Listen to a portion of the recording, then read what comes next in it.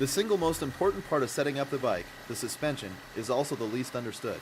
A well set up bike not only handles better and is more stable, it also allows you to ride to your ability instead of around the bike's limitations. It's really worth investing the time to get right. The first step toward a good setup is to adjust the sag of the bike and, if necessary, the spring rate. Damping is just as important, but it's more open to interpretation, so start by getting the sag and rates correct, then you can tune from there. Sag, which can also be called ride height, is critical to both suspension feel and handling. If the sag is incorrect and the rider's weight results in either a low or a high riding condition, the steering head angle is thrown off and the bike can either be hard to turn, like a chopper, or unstable, like a shopping cart.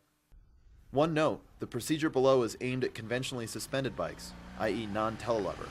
For the Beamers or others with linkage forks, consult a manual. Adjusting sag requires a friend with a tape measure. Once suitably outfitted, find the travel of the suspension in your owner's manual. Then, starting with the rear suspension, take 3 measurements from the axle to an arbitrary but consistent point on the subframe or plastic. First, with the suspension at full extension.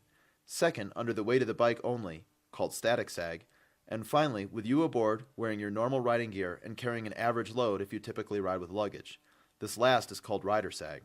Subtract the rider sag measurement from the full extension one. The result should be about 1/3 of the total travel. If it's not, add or remove preload to compensate.